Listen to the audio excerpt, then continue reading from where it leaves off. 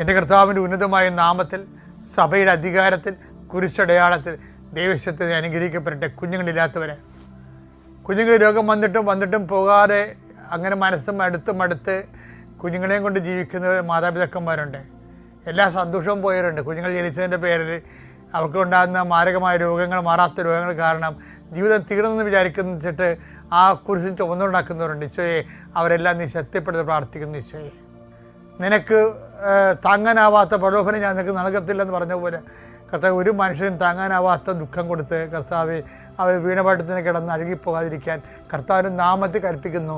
നീ എഴുന്നിരുന്ന് നടക്കുക. ദൈവവേദന സാമ്പത്തിക കടങ്ങളുള്ളവർ, ജപ്തി നടപടിയുള്ളവർ, വന്ന് പെട്ടുപോയവർ, അന്യൻ്റെ കൈകളിലെ അധ്വാനത്തിൻ്റെ ഫലങ്ങൾ അകപ്പെട്ടു പോയവർ, അത് കേസായി പോയവർ, ഭാഗോടമ്പടി നടക്കാത്തവർ, ജോലി ലഭിക്കുമെന്ന് വിചാരിച്ചിരുന്നിട്ട് അത് അങ്ങനെ ആശിച്ച് മോഹിച്ചൊക്കെ ഇരുന്നതും അതും നഷ്ടപ്പെട്ടിരിക്കട്ടെ.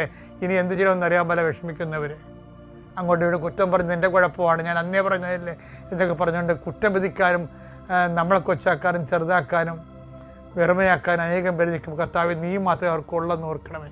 അയൽവാസികൾ തമ്മിൽ ഭിന്നതയും പുറത്തോട്ടിറങ്ങാൻ പറ്റാത്ത അവസ്ഥയുള്ളവർ, വിറ്റുചുട്ട് പോയാൽ മതി, പക്ഷേ വിറ്റിക്കാൻ ആൾക്കാർ സമ്മതിക്കണമില്ല. ആ രീതി കിടന്ന് വിഷമിക്കുന്നവരുണ്ട്.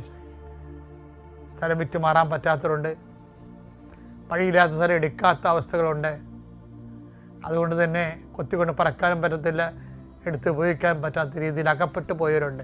എൻ്റെ കർത്താവിൻ്റെ ഉന്നത നാമത്തിൽ ഇരുമ്പ് ചങ്ങലകളെ യേശുവിൻ്റെ നാമത്തിൽ അഴിഞ്ഞു മാറട്ടെ എന്ന് കൽപ്പിക്കുന്നു.